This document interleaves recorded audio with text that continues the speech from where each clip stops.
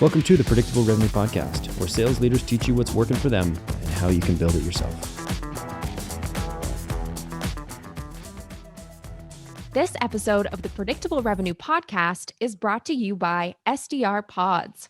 Learn how we can build you a fully equipped sales development team to execute on personalized multi-channel prospecting and book you more meetings at the link below. Welcome back to the Predictable Revenue Podcast. I'm your host, Colin Stewart, and today I'm joined by Kyle Lacy from Lacy. This is our third. Thanks for having me. Thanks. Thanks for showing up. I think this is a PR podcast first. This is the first time we've had somebody. I think the first time we've had three people from a single company on the show. Actually, that's not true. We had three people from Outreach, so you're now tied for first with Outreach. Pretty good. That's good company. That's good company. Pretty good company to keep. Yeah.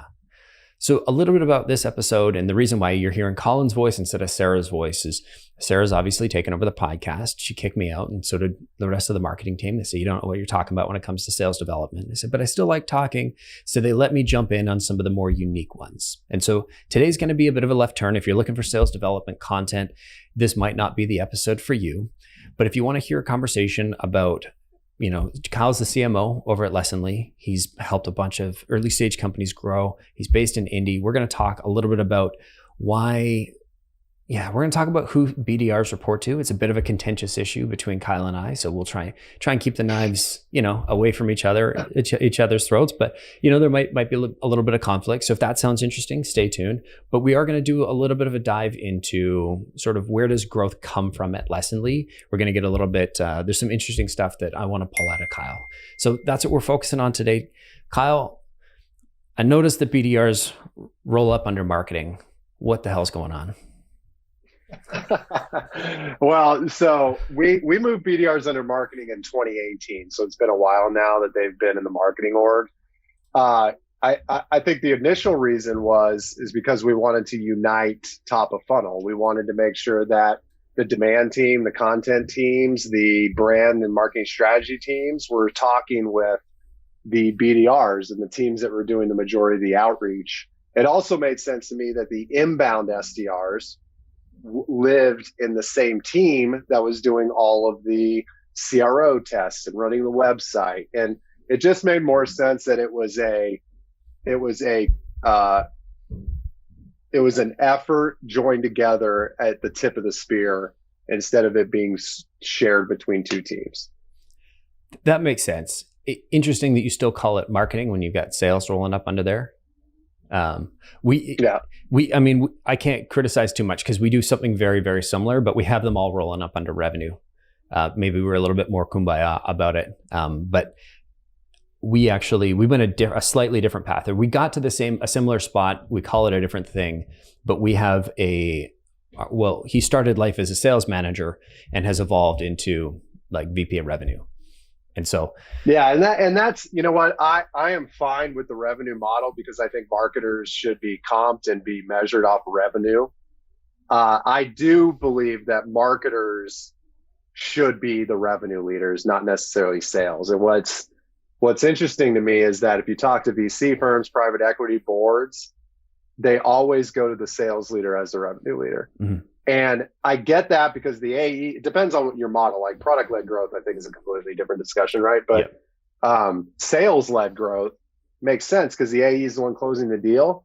But if marketing's doing their job correctly, they should be sourcing the majority of those deals to begin with. So for all intents and purposes, we are a revenue-generating team. We're just called marketing.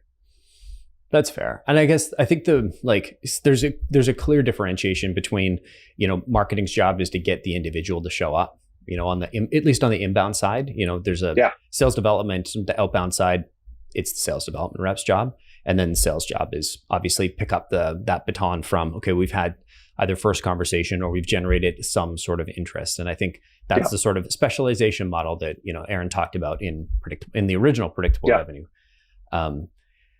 It's interesting that sort of sales development kind of sits as that bridge between the two, right? I think, again, there's no right or wrong answer. Our argument for revenue was sales development really it's not necessarily marketing. We wanted them to have more of a I think if you draw the distinction, or at least here in Vancouver, it's very common for people to think marketing and to think brand and not necessarily demand gen.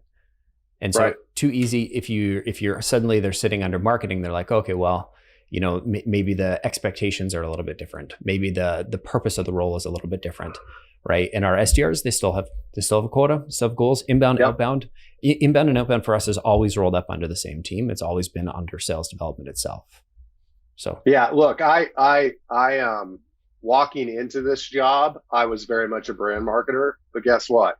You can't do really cool brand stuff unless you generate revenue, because then you're just going to be seen as a brand marketer. So we have the ability to do amazing direct mail, board games, golden llamas, our world-class events. Like, all the stuff that we do is because we are revenue driving marketing team. And the other thing to note is that a lot of my peers talk about the alignment between sales and marketing is broken. When BDRs are under marketing, it forces alignment. Like, you have to be aligned. Like, the entire model breaks if the marketing and sales leadership are not aligned. Outside of revenue, man, that has been the number one positive of having BDRs live under marketing, is because it forces marketing and sales leadership to communicate on a weekly basis, which they should be doing anyway. I mean, I wish I could disagree with you more, because I came into this all like prepped for a fight. I was hitting the speed bag earlier. I was like, I'm going to take this guy out. No, I totally agree. When we had our when we had our BDRs roll up under, our BDRs or SDRs have always rolled up under sales. When we pulled marketing in under sales and made it revenue, or when we created the revenue spot and we brought the teams together, we noticed the exact same thing. Suddenly our SDRs are sitting in Salesforce and like, hey, what are we doing about these? Oh, I heard you guys are doing this webinar. Oh, I saw this. And then all of a sudden all these things, like people that showed up for webinars that previously nothing was really happening. I mean, they'd go in the automated drips, but our BDR at the time was like, hey, there's gold here. I want to use this. So all of a sudden we were getting a multiple more out of our marketing efforts because we had that sales development person sitting there. So where it breaks down for me a little bit is that if you can find a revenue driven marketer that has brand experience, it's easier for a marketer to run revenue teams, but also not forget the importance of brand in the market, right? Because we're going to be in feature wars for the rest of our lives. It does not matter. Like, you could have the best AEs on the face of the planet, and if your brand's a piece of crap, you will lose the market battle. You will lose it. It does not matter. So that's where it breaks down for me a little bit. The only problem with marketing running sales is that most marketers, okay, I'm not going to say most, some marketers don't think about revenue. They think about brand and, hey, we influenced X amount of pipe gen. Like, Leslie marketing team does not talk about influence. If you're doing your job correctly as a marketer, you should influence 100% of all revenue and all expansion opportunity, because you're doing your job correctly, right? So that's where it breaks down to where my fear of moving marketing under a sales leader is that the sales leader does not focus as much on the importance of brand. And that's when you start seeing cuts from design teams, cuts from content teams, cuts from experience-oriented teams, because it's so scientific on the sales side. Yeah, fair. I think this is such a tough one to ask, because it's going to be so dependent on who the candidate is. Yeah. Oh yeah. 100%. And like, I see myself as growing up in sales, but I don't have a traditional, like, I started off as an SDR, I did AE. I just jumped right into being an AE and like ground my way through it. And I never actually was a real sales leader, even though I've had the name of my title a couple of times. And so that's interesting. Yeah, I think. But it's all based off of your direct reports. Like, if I was a sales leader and I took over marketing, I would have a demand gen leader, I would have a brand leader, and I would give them the autonomy to make decisions based off of their skill set. Right?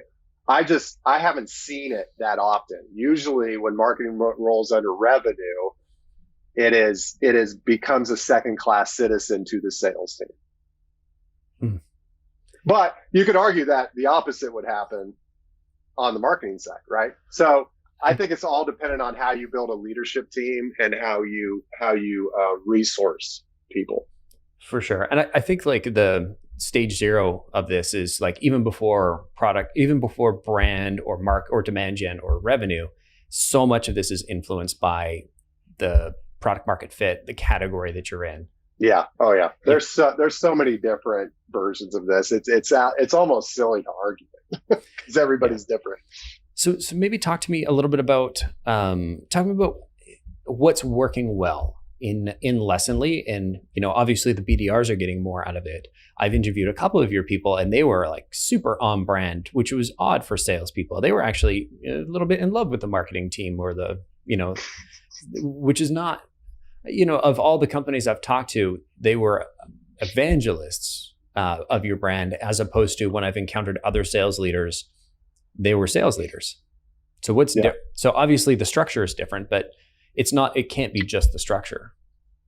No, a lot of people wax poetic on culture, but I do think that is a huge component of the Lessonly success, in my opinion, is that the foundation was built with the first 3 employees on our mission, vision, and values, and those haven't changed. When you have a mission statement that says we help people do better work so they can live better lives, like it's a softball hit. It's like, that's unbelievable mission statement. And a lot of people, and we spend a lot of time building that culture within the people that we hire, right? And we have onboarding and training software. So yeah, we should be really good at onboarding and training people within the culture dynamic of Lessonly. And so we've seen that from 20 people all the way up to 250 people that has scaled. Outside of that, it goes back to alignment, man. We support sales as deeply as possible throughout the entire sales cycle. So we're not here's MQLs, good luck. It is, here's a demo, here's a first meeting, what else do you need? And when you're a team, and the same goes to a revenue team, it's probably very similar. When you're a team that's all going towards the same revenue number, everybody's going to be bought in. Yep. And that's why we comp marketing on revenue. That, I think, is the sort of, we buried the lead a little bit there, because that seems somewhat non-standard from my limited experience. Yeah. Yep. What brought you to that conclusion? It made the most sense. We have a commercial segment, we have an enterprise segment. The commercial segment is based off of meetings and revenue creation, right? Because our sales cycles are within the quarter. The enterprise segment is based primarily off pipe gen. And then there's a revenue number. So it just made more sense that you would comp the team off of the direct source revenue that they were creating as a marketing team. Now, our brand and strategy team, which is more events, field support, designers, web dev, like they're comped on all revenue. All bound is what we call it. So it includes expansion because they're also doing a lot of customer support. But it all goes back to a monetary value, because that's what grows businesses. It's not that you launched an ebook and you got tons of MQLs and the SDRs only found 3 people that were interested out of 3,000. Mm-hmm. It's that you actually drove revenue. That's interesting. And so I don't want to get too deep into attribution, because coming from sales and then moving and then taking on our marketing team a number of years ago, that was the thing that was one of the most confusing elements, was to try and figure out attribution. So there's first touch, last touch, all touches, and then you come up with a custom algorithm for like, how do you weight them? It sounds like what your brand marketing, the brand and strategy people are working on, you said all bound or all touch. So it's talk to me about that. How does that work? So we have an attribution model. In our commercial segment, we don't really use it because it's first touch and sales cycles are quick enough where it makes sense. So we call it direct source. So whoever sourced the deal within a certain time frame gets credit for that. Enterprise is a little different, and I wouldn't say we're at the point where we've fully figured it out, but we're still doing a direct source model, first touch model for pipe gen. So if it came inbound, if it came, if an SDR booked the meeting or BDR booked the meeting, they get credit for that pipe gen. Mm-hmm. But closed won revenue, we're still like 2 years into an enterprise function. So we're still trying to figure out, but you don't want to get too tactical or too granular on an attribution model, especially with the 12-month sales cycles. It's like, who cares? Who cares? Because you're getting to the point where people are going to be arguing over like what $5,000 attribution should go to this $100,000 deal. And guess what? You closed it. Mm-hmm. Use an attribution model to understand the sales cycle so that you can get better, so you can shorten it.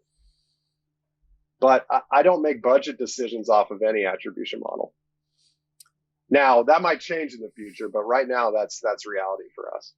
So if I'm sitting in the seat of, because I think I understand, if I'm a sales rep working in your organization, I understand my comp plan, right? It's either I'm booking meetings or I'm closing deals. If I'm on the demand gen side, I want to see that first touch attribution and a closed deal. If I'm sitting in the seat of somebody who's on your brand or strategy team, how do I see that direct connection to my paycheck? So that would be like hitting our all revenue number, which includes churn, expansion, and net new. Now but it's less, I'd say it's something that we definitely are talking about internally to say, all right, maybe we need to get deeper on pipeline attribution for events. Maybe we need to think about how the customer marketing team really influences expansion revenue and comp on that. But right now it's, hey, that team focuses so much on everybody, net new, onboarding, customer, community. It just makes sense that they'd be comped over making sure that we hit our all revenue number instead of just net new. Mm-hmm. I follow you. As logically, I hear that and I'm like, yeah, that makes a ton of sense. If I'm sitting in the role, I feel like I would be a bit disconnected from it's you're doing something and then 3 months down the road, maybe it has an impact. Not trying to criticize your comp model. I was just like, no, I know. No, I know you're not. I think that because they're working on so many different things and a lot of, and we've been pretty deep in building out career pathing recently. Mm-hmm. A lot of the bonuses and like career progression happens on the project level. So if you're a designer, did you get the project done on time? Like, did you do it to the best of your ability? Did you exceed your abilities to get it done? So there's a component of that where they might get bonused off of things, but the variable percentage of overall OTE, their overall comp model is fairly small compared to like a sales, like an AE. Gotcha. Yeah. It's funny. Our finance team, they look at me, they're like, you can absolutely tell that this company is run by somebody who came from sales when you look at all the base variable combinations. And I think I'd say of the 60 or 70 people we have in PR, almost everybody has some form of variable. Yeah, we do too. And we've got, that's either a percentage of total base or they're on some like milestone plan. But that's spread, like we're at 250. So that, and it's very similar. Everybody kind of has a variable model depending on where they live in the company. Right on. And so with those three teams, so there's the brand and strategy, there's the sort of demand gen team, and then there's your obviously BDR team and then closing team. What does your, let's talk about your go-to-market for a second in terms of, it sounds like there's a commercial and enterprise motion. I'm curious, how do you think about commercial versus enterprise? I think I heard sort of meetings versus pipe gen. Maybe to tell me a little bit about that. So for commercial, it's heavier on inbound when we're talking about direct source. So you got a combination of inbound, which includes content, organic, Google ads, all that stuff, right? And then you've got commercial BDRs that source X amount of revenue. Mm-hmm. And then you've got the AEs are tasked to self-source a percentage of their quota. So the way it kind of breaks down is, for lack of argument, it's 50, 30, 20. 50% is generated by the marketing team, 30% is generated by the outbound team, and the rest is generated by the AE on the commercial side. Now that, what we're seeing is that AEs are getting even better at self-sourcing. So that's offsetting, like inbound. We adjust it every quarter and we try to keep ahead of it where, hey, in Q3, AEs are going to self-source 30 and inbound's only going to have to do 40. We adjust the model. Enterprise, the majority of pipe gen is coming from BDRs. So I'd say, it fluctuates, man, but we're pretty good at driving enterprise deals via inbound. So I'd say it's probably 60-40. 60% of pipe is generated by outbound BDRs, 40% is generated by inbound. Right on. And enterprise AEs are not necessarily tasked to self-source. It's really the BDR that's meant to help them do that. Just to help me understand the motion, is there a dollar amount that separates commercial and enterprise? It's an employee count. So really, for inbound, it's 2,500 employees. Mm-hmm. For outbound, we're looking at like 10,000 plus employees as enterprise, but our commercial segment is 100 to 2,500. Cool. And then sounds like a much shorter sales cycle on the commercial side. If I guessed around $20,000 and a month-long sales cycle, month to 6 week sales cycle, am I roughly in the ballpark? Yeah. And then on the enterprise, it's probably, I'm guessing, 6 figures. I heard 6 to 12 months, which could be 6 to 18 months. Which could be, it depends on the deal size. And enterprise, because it's newer, it's not brand new, but the go-to-market's newer. We're still trying to figure out the best way to do that. Yeah, that's fair. Interesting. Okay. Very cool. It just reminded me of a conversation I had with Jamie Buss. She's the VP of Sales North America at Zendesk, and they're at a much different scale, but they had two different motions. And she had one where it was like she's got a spreadsheet and she's got formulas for forecasting, and the other was getting deep into MedPick and forecasting in terms of like having all of her managers do this pipe review, and then she had a bit of there was a process. It's super. We have. So we use a company called Canopy to do all of that forecasting and modeling. And then we have weekly funnel and pipeline meetings with all the revenue leaders so that everybody's tasked appropriately. But the breakdowns are pretty similar. It's just the ratio, like we do 1-to-1 BDR to AE ratio in enterprise. Mm-hmm. In our commercial segment, we have 2 tiers. Our tier 1 AEs are larger geos, larger metros, and they have a BDR 1-to-1 ratio. And then we have other AEs, the tier 2, that is kind of 3-to-1 ratio, 3 AEs for every 1 BDR. Gotcha. And that's still on the enterprise side. No, that's commercial. That's commercial side. So enterprise is 1-to-1. Okay, cool. Awesome. And so if we look at, say, commercial side, you got 50, 30, 20. So 50% is coming from marketing, 30 coming from BDRs, 20 coming from self-source. And then on the enterprise side, basically it's 40% inbound. And then there's a fairly large chunk coming from the inbound side of things.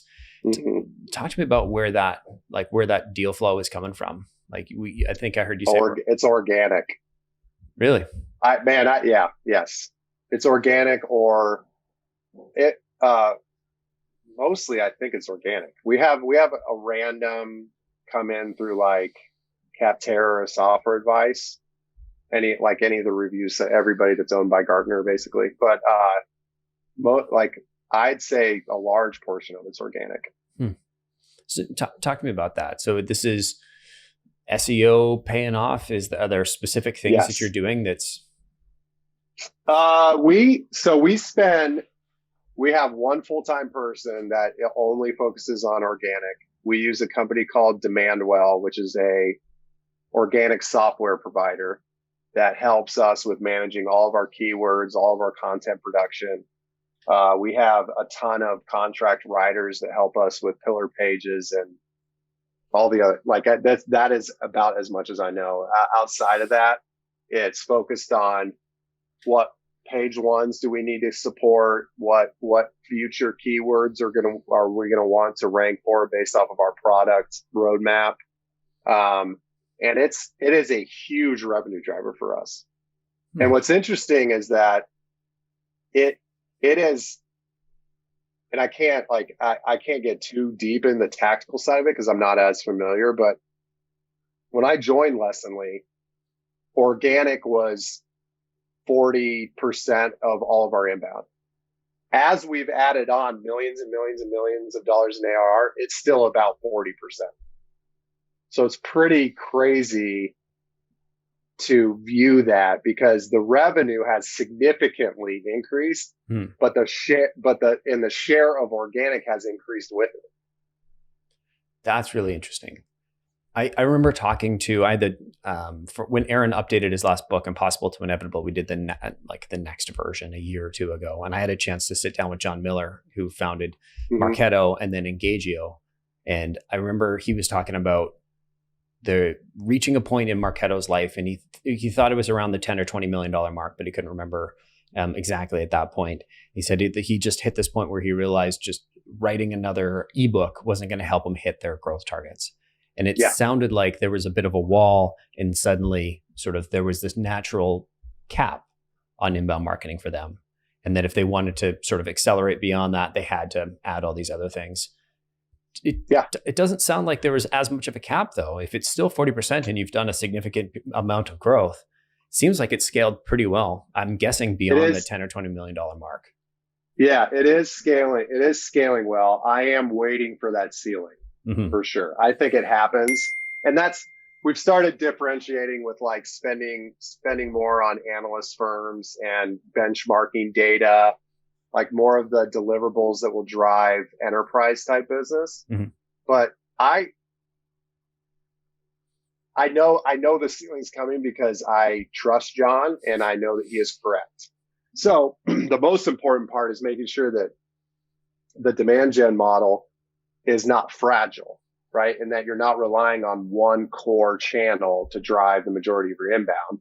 And that it needs to be anti-fragile. You need to have multiple channels that are driving it. So is that partnerships? Is it channel? Is it, there's tons of, do you get AEs to self-source more? So, and then, I think segments, verticals, all that stuff comes into question and conversations when you're trying to talk about strategy. Do you expand into international, right? There's just tons of different ways that you could go about it, which is what makes all this stuff so exciting, of course, which is why we all do this because it's like a puzzle. Every day is a puzzle. It does. I mean, I've sat not really in the CMO seat, but I've led marketing, but I wouldn't claim to be I'm not even sure I'd describe myself as a marketing leader, even though I did lead the marketing team. And I feel the same way about sales, even though I did lead our sales team. It kind of brings us to an interesting point in the interview where I was trying to look for like, what is, if you were a superhero, what would be your superpower, right? And it sounds like maybe I'm describing it wrong, but I heard somebody explain it to me this way a long time ago and it really stuck, is they're just playing a channel arbitrage game, right? You try and find the channel that's the new hotness so you can get in there early and get maximum results off. And then that's going to taper as more people adopt that channel.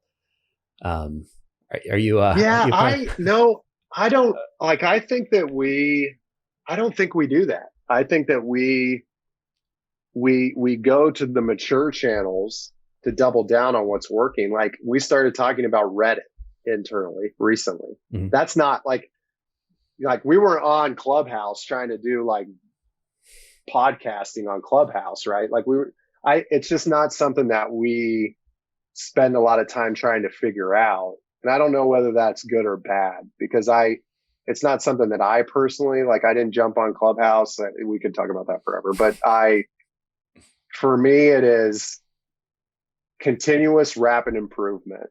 Like how do you test constantly so you're constantly evolving? And I don't care if that's on Clubhouse or it's on Reddit.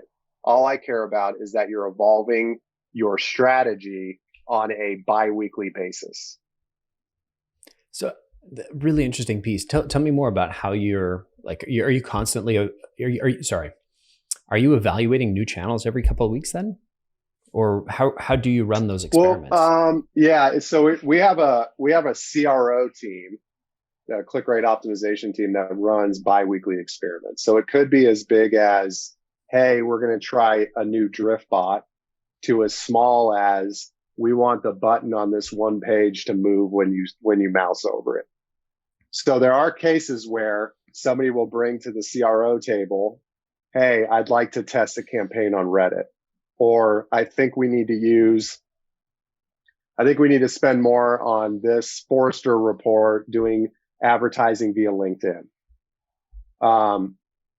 So we're not saying, hey, every other week you need to bring a new channel to test. Mm-hmm. It's more just what do we think could work, and let's test it to see before we put a ton of time and energy into it. How do you test something like, let's pretend you weren't doing SEO, which we know is going to be a huge chunk right now. SEO, it doesn't seem to me like something that can be tested in a 2-week cycle. So there are other things that might be similar to SEO. How do you think about bringing those in? Because I've made the big push, and our marketing team is probably, well, at least one person's going to listen to it from the marketing team because they have to edit it and push it up. And they know I've pushed hard on YouTube because I think it's the second largest search engine in the world. But we haven't we tested streaming. We've tested, creating some unique videos for it. But it's one of those long game things that as soon as the algorithm decides you're good, you've got to put a significant amount of work into it. And so how do you reconcile that with, we want to be testing on a weekly basis? I don't think we do it very well. I would say that if we were going to test longer term, it would be a 6-month type test. Mm-hmm. But it's been rare that we've done that. I mean, for something,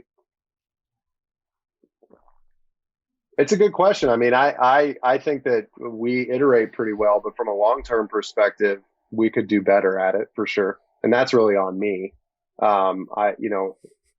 Any CMO or CRO should be looking 12 to 18 months ahead, right? Mm-hmm. But from the past 4.5 years of growing this company, it's been the traditional stuff that we should have done. The analyst relations, the product marketing stuff. Like, it's been the in your face, people have been doing it for a decade that we should have picked up, not some growth hack. Yeah.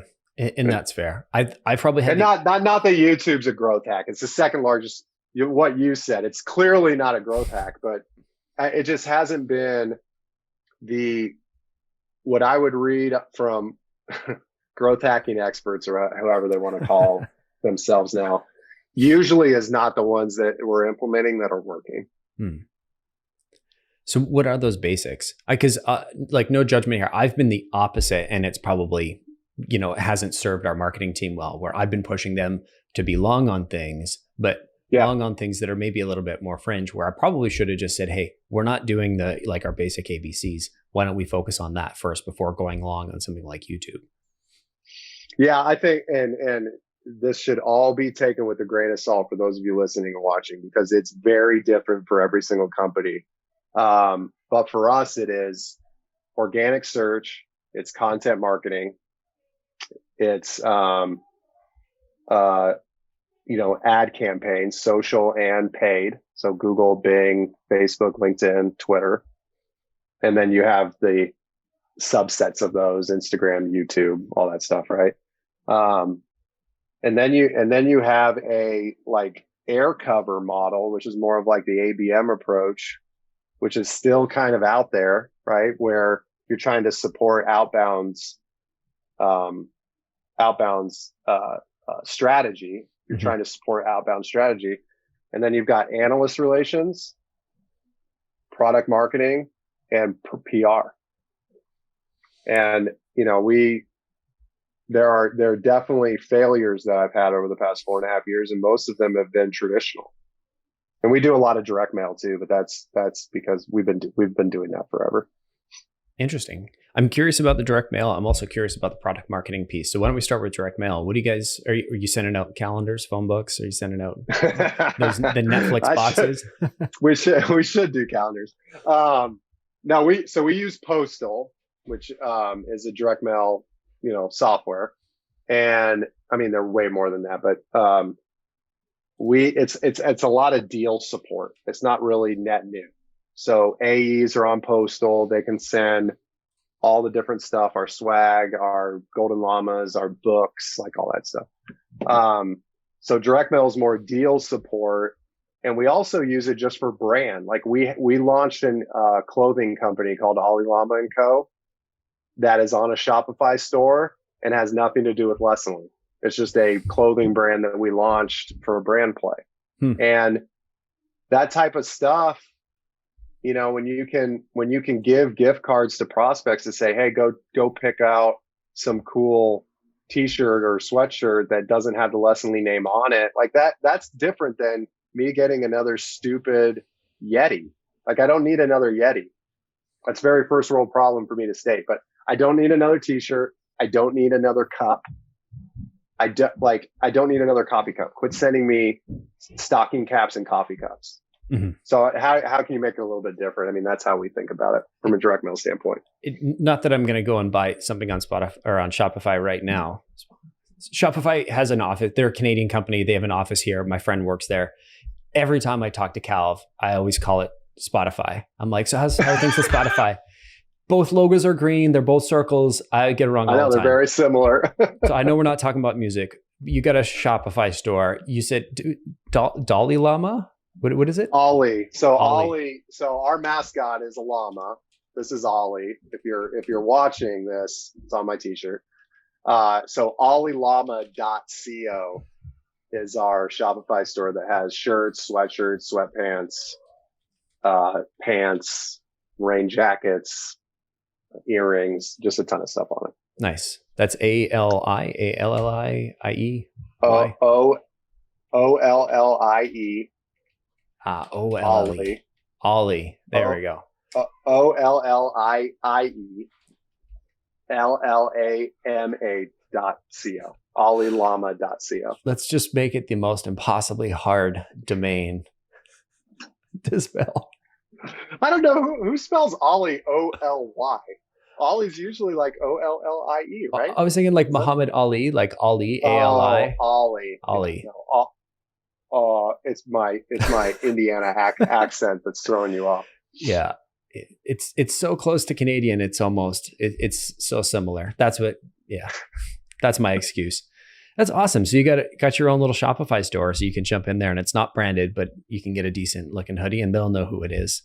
It is cool little golden llamas, dude. This is great.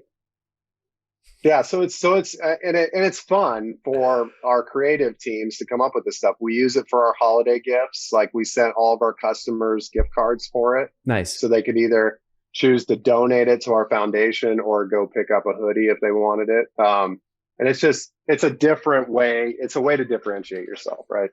That's really neat, actually. And do you have, obviously, I guess Shopify doesn't have the delivery services or the production services. So you got a company behind that. Yeah. So it's a company called Screenbroidery, and we do a lot of this stuff on demand. So they do all the fulfillment. Very cool. Awesome. That was a bit of a tangent, but super cool idea to have the Shopify store. So we were talking about, a little bit on the marketing side, the direct mail side. So you're sending, you're sending gift cards to Ollie Llama?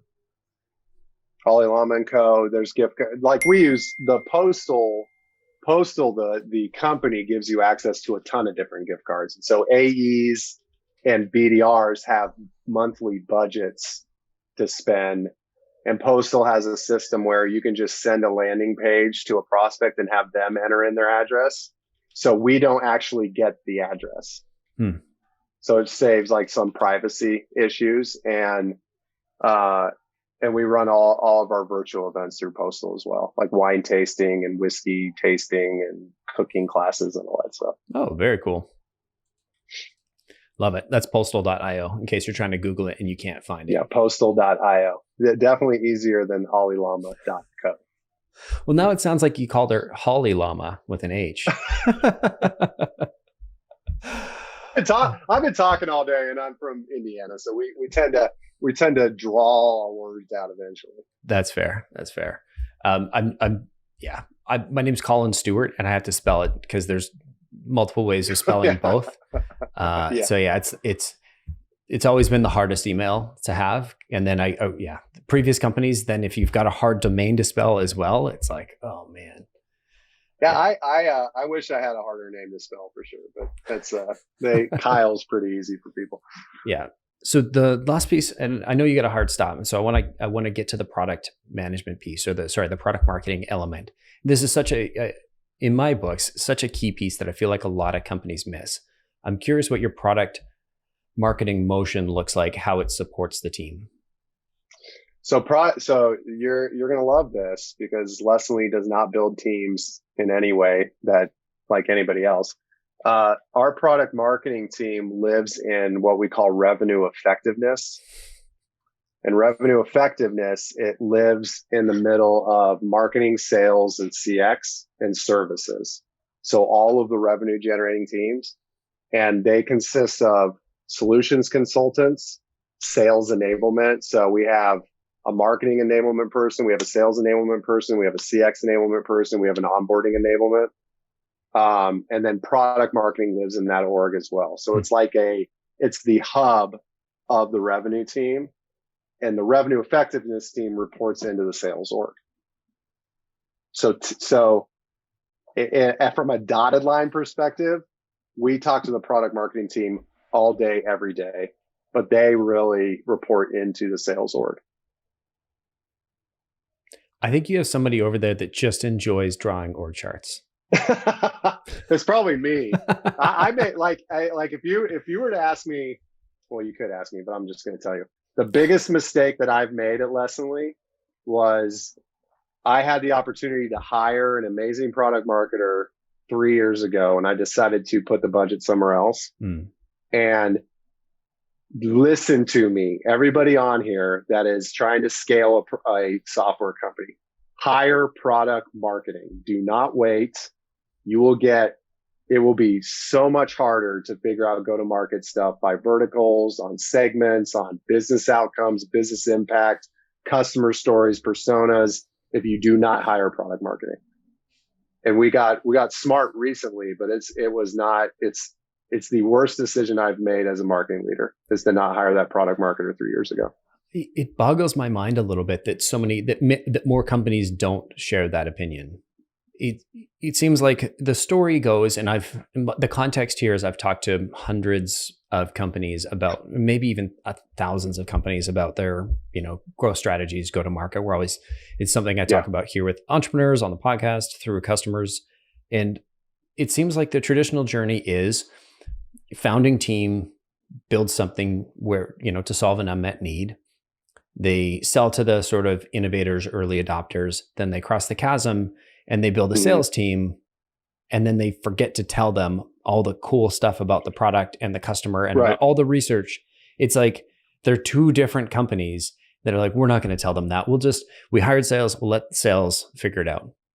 And I think if I was going to start again and I was building a software company, obviously it would go I'm non-technical, so it'd be non-technical buffoon, then a technical, a programmer, then a designer, then a product marketer, and then a marketer, and then a salesperson. I think that would be my stack of again, it would vary depending on what kind of tool I was building, but it's so critical to have that early, because if you're 100%, you can't have sales material without this product. And unless the founder is going to sit in that role, somebody's and sometimes the founders do, and that was the case at Lacy early on, but we got to a scale where it was starting to really impact our go-to-market model because we didn't have somebody. And I can't, man, it is night and day difference when we brought on a product marketer. And it's this age-old thing where it's like out of sight, out of mind until you have somebody focusing 100% of their time on it. Mm-hmm. And it's like it completely changes the way the business functions.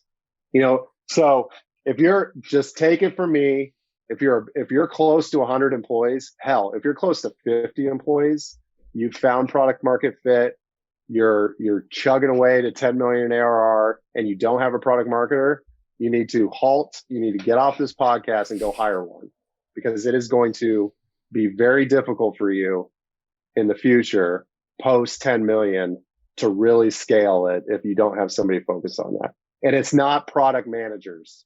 They are not the same. And product marketing should live in the revenue org. Product marketing does not live in the product org, unless you're product led, which is a completely different, which we haven't talked about at all, because sales led is it's our model. Yeah. If you're curious about that, we did a podcast with David Cancel. Great. You can go check it Perfect. out. It was like Aaron versus David, and I kind of got to moderate. It was pretty cool. That's awesome. Yeah, it was great. Draw, that just really appreciate you coming on the show. For those of us that are salespeople that are still hanging out, appreciate you hanging out. What is the distinction? Like, last question, just to add some clarity, because I totally agree. Amazing comment around product marketing being absolutely essential. What's the distinction between product manager and product marketing? I see product marketing working more on the personas, win-loss reviews, competitive analysis, market analysis. Product management, and there's going to be some people that are listening like, this guy has no idea what he's talking about. But product management to me is more getting deep on the reason you're building products for your customers, for your prospects. And I think that there's a little overlap there, but you can't have a person doing both. Mm-hmm. Like, that's what's important. You need to have somebody that's forward thinking, that's thinking about verticals, segments, use cases, personas. And then you have somebody thinking about the product who's also thinking about use cases and personas, but it's more product focused and they're on the product team. And those two people work together. Beautiful. Well said. Like, I've sat in our product management role, and I can absolutely agree. The goal of the product manager is to build product. It's not to build any of the marketing materials. And so the marketing is just a flip of that. Is the flip side. They're there to support the marketing team and essentially translate everything that the product team is doing so that salespeople can leverage all of that. Absolutely. Knowledge. Absolutely. Super valuable. Kyle, really loved having you in the show. Thanks so much for coming on. Yeah. Thanks for having me. It's fun. If people are curious about the way that you're all doing things at Lessonly, or if they're curious about the platform, what's the best way for them to get in touch? I share every day on LinkedIn and Twitter. So you can go type in Kyle Lacy on either and you'll find me. Right on. Thanks again, Kyle.